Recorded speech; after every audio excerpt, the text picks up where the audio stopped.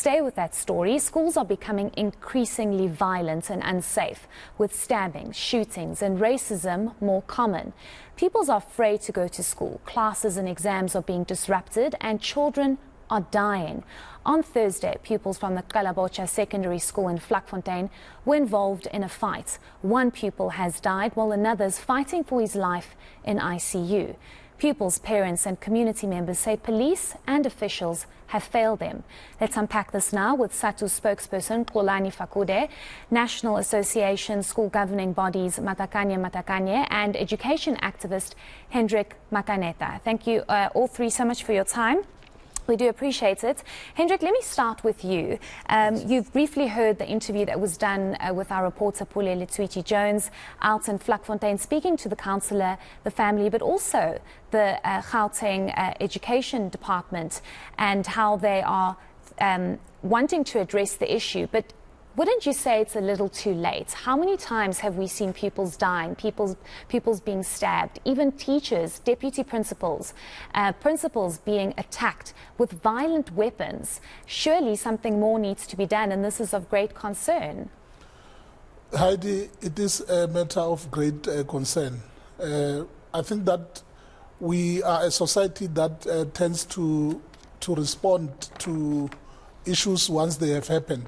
We are not proactive, and it should be very clear at this point that school violence, is common in our terrain of education, and government must find a way to put in place measures. I think that you have mentioned the issue of the deputy principal who has already been killed in Tembisa. There's a teacher who was also killed in Northwest Province by Elena, and it is very clear that government alone will not be able to resolve, this issue of killings of our teachers, killings of our learners in the terrain of education. I mean, boys who kill each other in the terrain of education at school level, some of them are fighting for space to sell dacha, for example. They come from gangs in communities. And if you look deeply, if you investigate more, you'll find that there are adults who are behind the scenes. They are selling these things, be it drugs, they sell on behalf of the adult, whilst the adult is sitting at home. Learners should be studying. Learners should be preparing, creating their future. But that is not happening. And I think that it is about time that, society as a whole should get involved. Because we know South Africa is becoming a violent society. Not long ago, a pastor was also shot in the church. So it looks like schools are more dangerous than shebeens. It is much safer to go to a shebeen than to go to a school these days. And I think that something drastic needs to be done. Yeah, we'll speak about the issue. You touched on something that's quite important, that there are adults behind this, but many would say adults are doing this because the 21-year-old was arrested for stabbing the grade 11 pupil, and it's believed he's in grade 11. Why is a 21-year-old in grade 11? But we'll touch on that shortly. I want to bring in SATU spokesperson Xolani Fakude, and I want to ask you about the role of teachers and educators, principals, for example, in all of this, because if you look at what happened in Vlakfontein, the pupils are alleging that the principal is never sober when he's at work, and the teachers have not been really listening to their concerns when it comes to the serious violence and other issues that these pupils have to subject themselves to and be a part of. You as SATU, are you aware of this, and do you understand the severity of the role that principals and educators need to play in making sure that learners are also safe? Thank you very much, Heidi. Firstly, let me also greet you. Let me greet the viewers as well, and the fellow panelists, and that Matakanye and Bete Makaneta. I think also, before I even respond directly to that question, it is also important to emphasize what my colleague has also said there about how we need to have a constant conversation. We should accept that we've got a societal challenge We always say, Heidi, we always emphasize as such that what happens in the school is a mere microcosm, it's a reflection of what happens in society as well. Now, your question is that do education workers fully understand the severity of the matter? Start in particular, yes, we do. In fact, as a union, we have even emphasized and have been working very hard on a campaign that we call the I Am a School Fan campaign. Boda Matakanya, one of those that we work with in the NSGP. This is now a campaign about how we then mobilize all sectors of society to play a very proactive role in the context of what transpires in the school. Now, two last points very quickly, Heidi. It is very important. I was listening to the brother of the deceased that you had on just before us here, and he was referring to how the school actually is like a shortcut when you move from one side of the township to the other. Now, it tells you that then there is also an issue of infrastructure. Now, then, as a country, how do we still perceive education as an apex priority that needs maximum investment from all stakeholders? Those are some of the issues we must emphasize on. Psychosocial support services, very, very important. Parental involvement, extremely important as well, Heidi. But then what we are saying essentially is that all of us, we have got a role to play. We must be proactive about it. We must be decisive about it. And this is where we are, Heidi. Thank you. Certainly, I do think that it's about everybody coming together to address this issue. And a lot of what the community members said yesterday in Vlakfontein is that a lot of this is being taught at home. And what is the role of parents when it comes to this? Surely you know what your child is doing, or you need to call out your child if there is some kind of violence at play here. Let's bring in Matakanya. I want to ask you about the kind of weapons that are being used. I mean, no weapon should ever be used at any school, any time. But, you know, we spoke to a learner yesterday and she said to me, Heidi, these schools have become war zones. We don't feel safe. We wake up in the morning, we want to go to school, we want to learn and have a bright future ahead of us, but we don't know if we're going to come back alive. Surely that should not be what school is about. School is supposed to be a safe environment where you go and learn and, you know, safe. And now you have learners saying this is a war zone. Good afternoon. And thank you so much. You have said it all. Our deepest condolences to the family, to the school, to the parents, to the community as well, to the Department of Education, to our teachers, to SATU, Comrade Golani, Ndate Makinita. We are really disappointed. It does not even just probably skip a month or 2 or 3 or even 6 months, a year, without coming once again on this platform and discuss this sketch. And we really want to call upon, because we said this violence in our school is more than police. You know, it's just more than police. People who always shift these things to police, we are really delaying so that our future is being destroyed when we keep on saying police must do this. I am saying the school governing body is the center of community life. School governing body is a center of society. They must make sure that they organize society in which the school is, they organize that community, they make sure that they make relevant policies that will ensure that now there is no weapon of war that will enter the school. If a weapon of war enters a school, they must make sure that that particular who brought in the weapon of war, or if that person is being sent, because in this instance, we learned that now there is seemingly gangsterism in that particular community.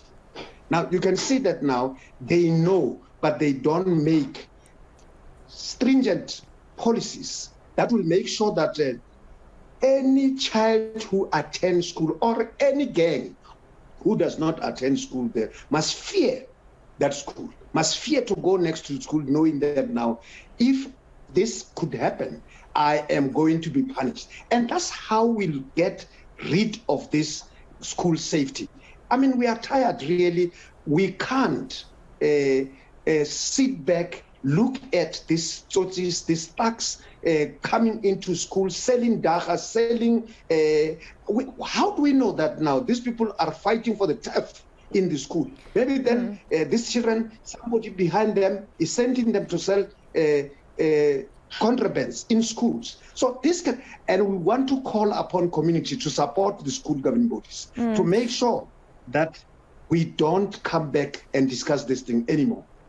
Yeah, I mean, it would be great if we could eliminate the violence. But Hendrik, I want to ask you about the role of communities, because yesterday we heard time and time again parents saying that you need to call your child out. You need to make sure that you keep tabs on your child and make sure that they don't behave in this way. I grapple with the idea that a child can stab somebody else, be it another pupil or an educator, principal, whatever it might be. What are we instilling in young people that they find violence the only option? Is that the role of the community to make sure that we don't say violence is an option, or is it what they are being taught at home? What is actually going on here? Well, to be quite honest, Heidi, there are different dimensions.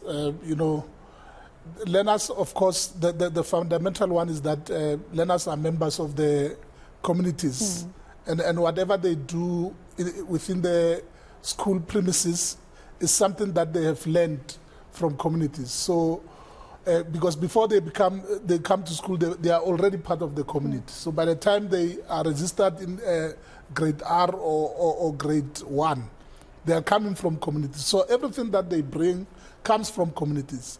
And one other aspect is that teachers are not trained to deal with violence. Hence, they are unable to stop it within school premises. That's where society must come in. I mean, if you look now, churches, civil society organizations have left schools to exist on their own. They believe that teachers can be able to handle everything, but teachers will not be able to handle violence because they are not trained, as I said.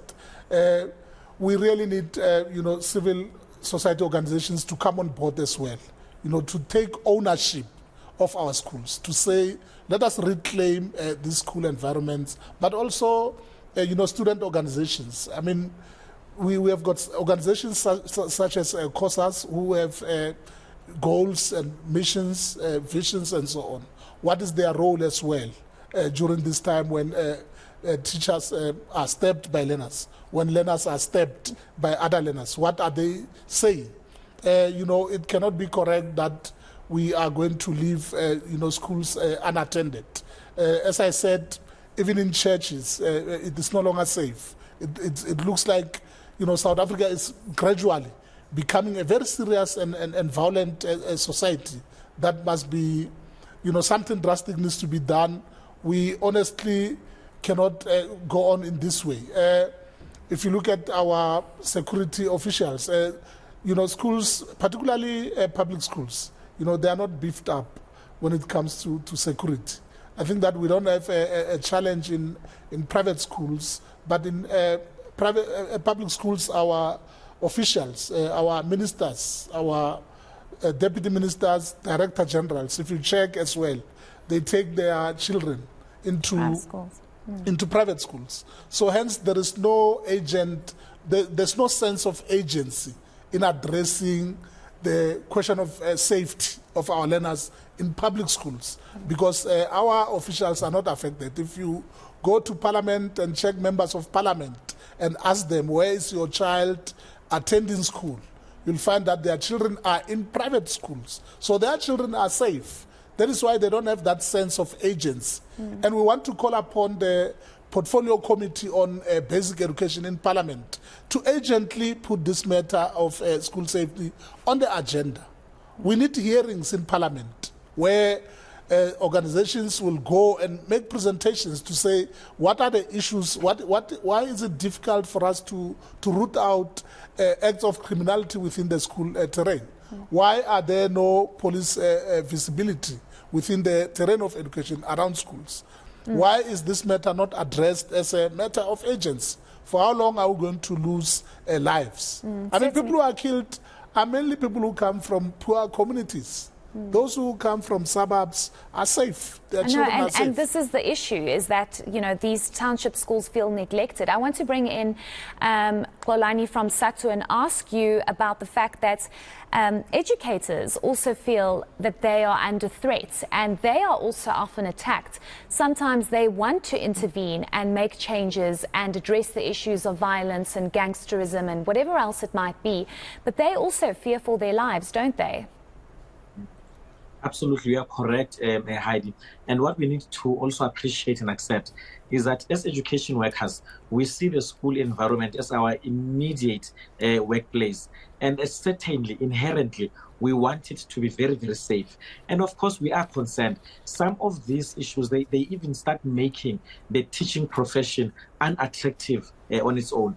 Because when you think that as a potentially young person going into the workspace, to work as an education worker, you are likely to go and be faced with a pit latrine.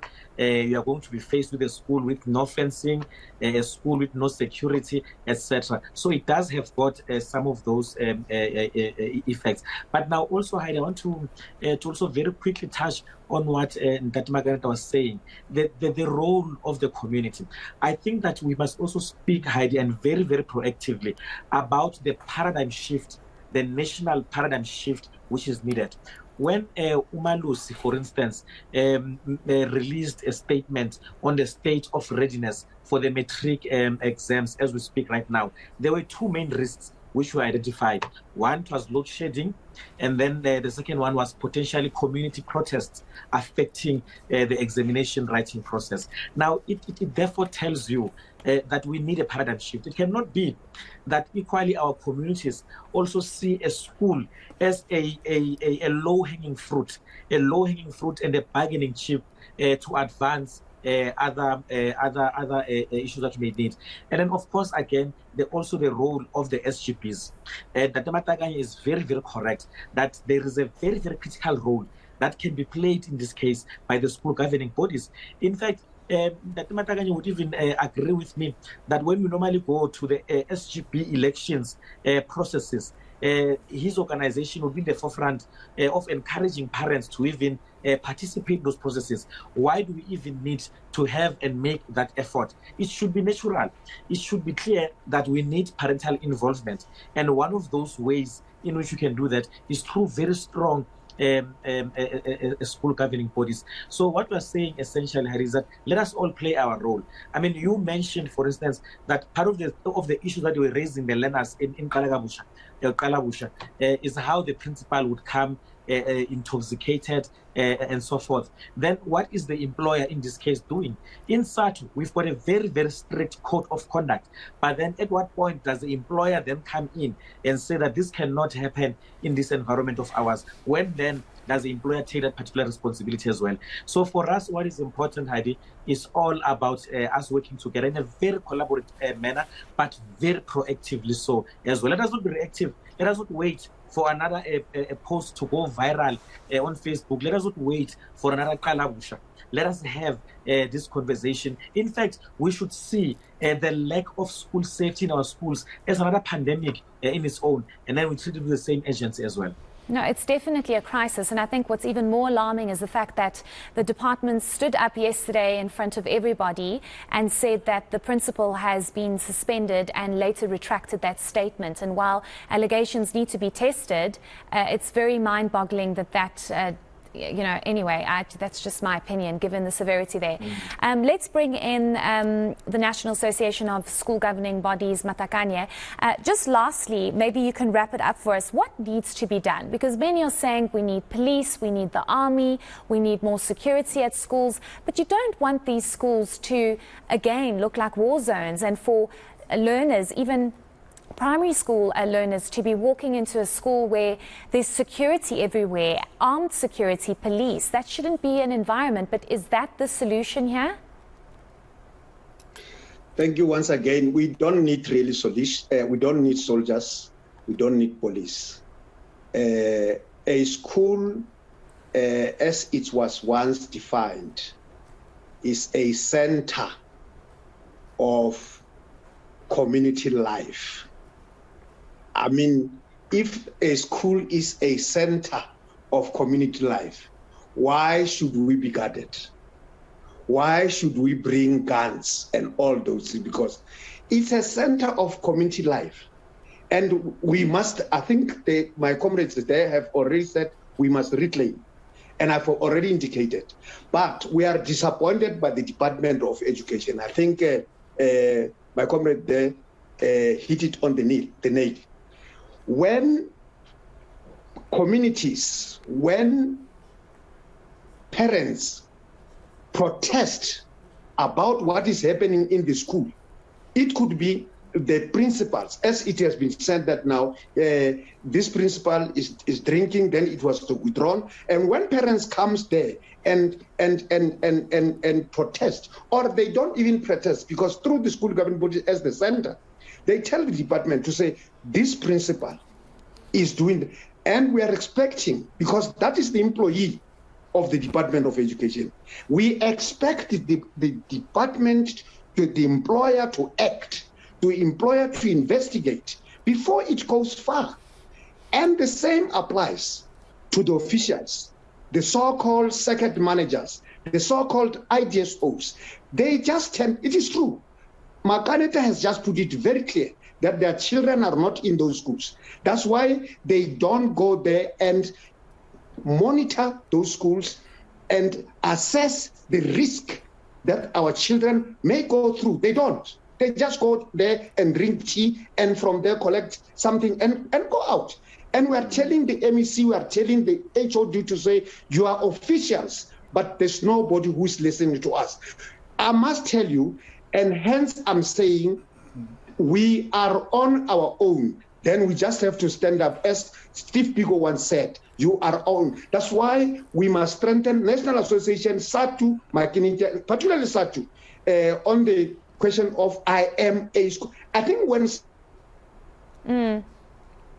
Okay, unfortunately, we've lost Mr. Matakanya, but maybe I can just end with you, Hendrik.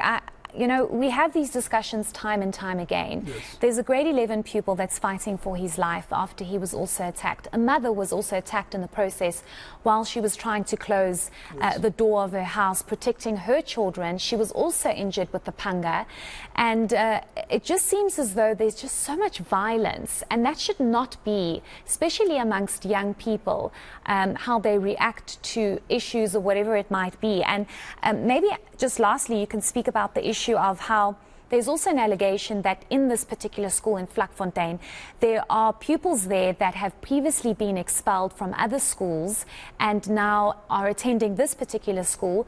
The 21-year-old that was arrested is currently in grade 11. You know, that in itself poses an issue and concerns. So surely the Department of Education, not just in the province but nationally, needs to look at these issues because it could be contributing to the violence that we are seeing.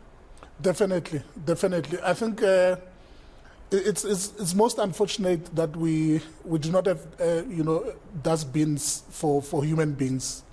You know, even learners who get expelled from other schools, you know, we are just stuck with them. We don't have a place where we can say we are going to take them and throw them into the bin and forget about them. You know, somehow we have to find a way to rehabilitate yes. them. And hence you find our schools with 21-year-olds and 20-year-olds in some cases. You know, learners who had been suspended or they were accepted later at the school, you know, it's a problem.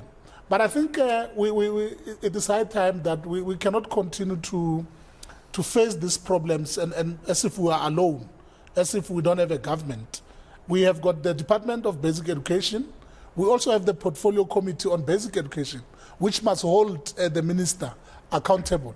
I think that perhaps ENCA must also invite the chairperson of the Portfolio Committee on Basic Education, so that the chair can come and also account to say what are they doing to make sure that they hold the department accountable. I mean, someone has to be held accountable for this, endless violence at school level. We need, the ministry to stand up to say what is our target. By the end of 2024, we must have safe schools. Or by the end of 2030, in terms of the government's projection, if you look at other departments as well, by 2030 we need schools that are functional, schools where there is no violence. But what are we doing about it? What plans are we putting in place? And in this case, Parliament has to be involved.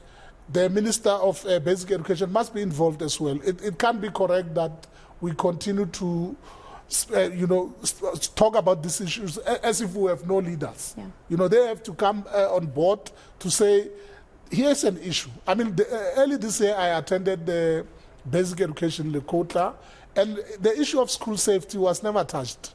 Of course, we spoke about the curriculum, issues of modernizing the curriculum and other things. But it's about time that school safety needs to come back on the agenda. I know if the minister is watching, she will say she called a summit somewhere 3 years ago to discuss school safety. Yes, I was there in that summit. But I think that we are paying lip service to the issue of safety. In that summit, even Ntate Matakane was there, Kolani Fagude was there representing SAT. What happens there, Heidi, is that there are just commissions which talk, and at some point resolutions are taken. But afterwards, there is nothing like called implementation. We don't implement anything. We just talk and talk, FT, and thereafter go back home. But it's about time that we really take this issue very serious. Sure. Because we are losing lives. It's Definitely. a matter of life and death. Yeah, it literally is a matter of life and death. But thank you so much for your insights. I think that was quite an important discussion because it just seems as though violence continues. Part of that discussion was SATU's spokesperson, Xolani Fakude, the National Association of School Governing Bodies, Matakane, and education activist, Hendrik Makanete. Thank you all three so much for your time, and hopefully this conversation was heard by the right people to start implementing, as this is a major concern.